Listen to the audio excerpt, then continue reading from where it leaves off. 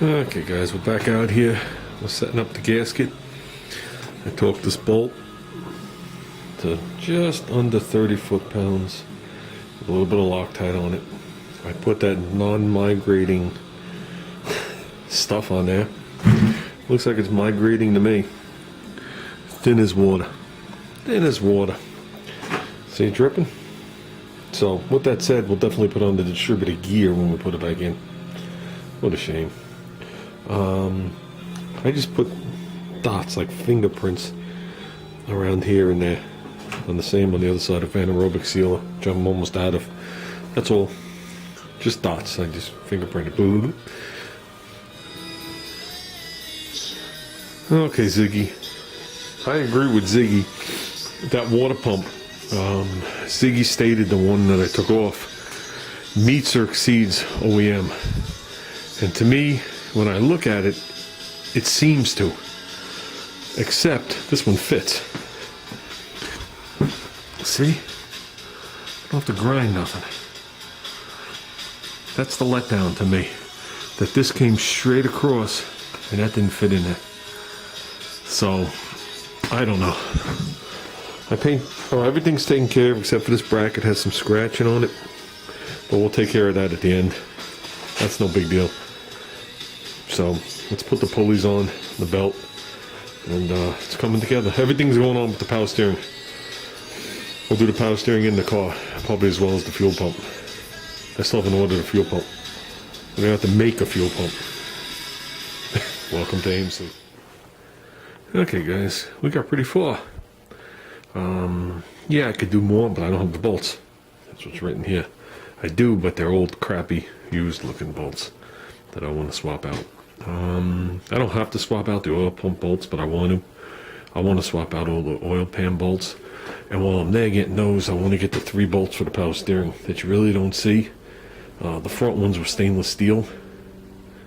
The ones, you know, over here that you saw, but the back ones that you could just see in the bracket, we just painted black, regular bolts. The original ones were black oxide. I don't know where I lost them. So I'm going to replace those with stainless. Might as well just do it now. And I need the 1 bolt for the coil, so I can put the coil back on. Coil goes down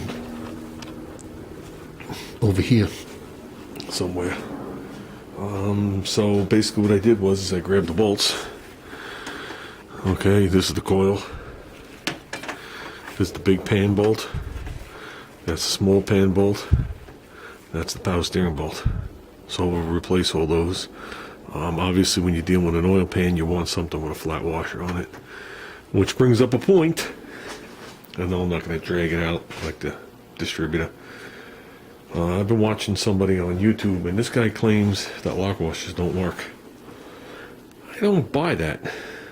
I don't buy that. The softer the metal and the softer the bolt, I think the better they work. So if you use a quality lock washer on a regular graded bolt or a grade 5 bolt, it works. Grade 8, I don't think it bites into the bolt like it should, but it still bites into the metal. The bottom line is it isn't the spring. It's cut in a way that when it goes to loosen, it digs in. It's like digging your heels in. That's the purpose behind it. That's when you take them off, there's always that little shard of metal sticking up. That's the whole purpose behind them. They might not work for every application, but they do work. They do work, even by keeping pressure on them. Helps in vibration and whatever. So, no, I believe in them. This is the way this is going to stay until we're mocked up in the car with a fan on it. The bottom pulley is going to stay like that. I'd really like to switch over that alternator now, but I don't know if I want to get into that right now. That would be the perfect time to do it. But we'll see. We'll see. I really don't want to waste weeks working on that. And for all you people that aren't old school people, when you have multiple belts on the same pulleys, you're supposed to get matching belts, they used to call it. Chrysler was noted for that for their AC compressors. When they were mounted dead center with the crank, you had to buy matching belts. Do I believe in that? Yes. Did I notice that these spun differently? Yes. Is it the belt's fault? No. It's the stamping of the pulley's fault. Okay, I could tell you right now that this back belt sits deeper in than this belt. So if this one's sitting deeper in, it's going to spin slower than this belt.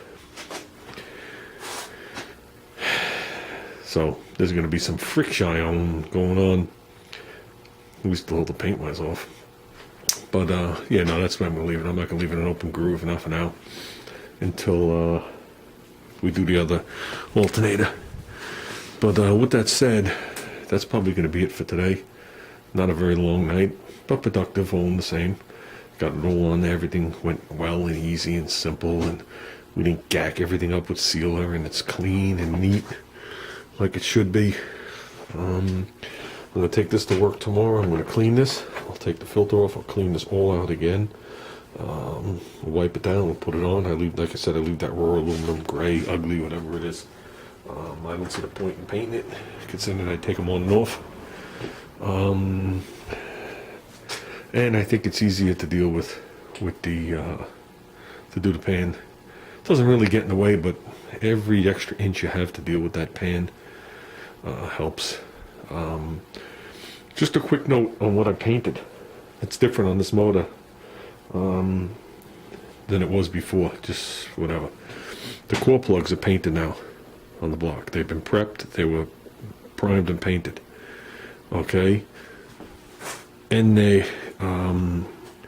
it's not an inspection plate. It's a mid plate. I don't know what you want to call it. It's a spacer is what it is.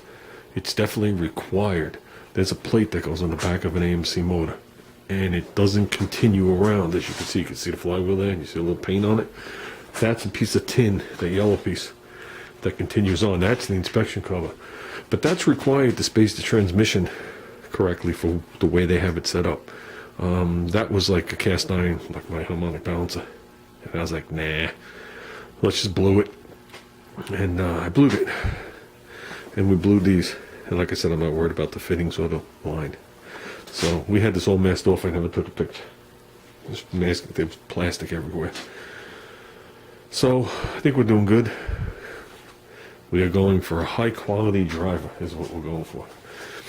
And for me personally, anything more than that, there's no enjoyment in it. There's nothing worse than a car that sits all the time and never gets used. But yeah, hopefully he drives this and enjoys the living shit out of it. That's what I hope. And I hope he has at least until the day I disappear. And I hope he never has to sell it for any kind of reason. But, you know, he's only a kid. We all lost our childhood cars. You know, sometimes I think of him as like he's 50 and I'm hanging out with one of my friends, but the reality is he's still a child. Not even 20. So, but I see a massive attachment to this car. That's why I'm hoping nothing ever happens. And if it does, we'll make good on it. At least to the best of my ability, or we'll make good on something else. We'll move on to something else or whatever. So I would still like to have just a shell that we could use as a shell and hang all over the fenders like the olden days. That's really what I want. And we can go and play and have some fun. So maybe someday I'm done with painting. I know I said that last time, but I'm done. Okay, guys. With that said, thanks for all the people commenting that want the live thing. I'm going to try my best to go for it. I was thinking, like I said, I'm not sure how the computer works. Junior knows all this stuff. You know what I mean? I'm thinking if I could use my camera, my head cam that you saw me paint with, I'll just mount it right up here, coming down into the garage.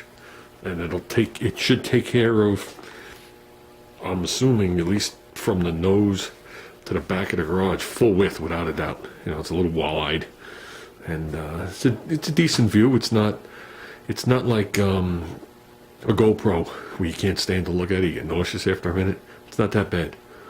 So it's like in between. So if I could do that and just hook it up there, and then just put the computer off to the side over here, that'd be great. And we'll just do what we gotta do. It'd be nice to have somebody here that could read off who's there, so I could just say hello and whatever. You know, feel like, you know, I'm communicating and being with people. So, well, that's it, guys. We're getting close. I was going to do a torque wrench video for you guys today, but I didn't want to bore you. The difference between spending $300 and a $5 swap meet one. I actually used both of them today. I used the $5 one on the cam and the other one on the harmonic balancer. So, show you a quick trick to test your torque wrenches. But it's not going to happen today. Okay, guys. I'm out of here.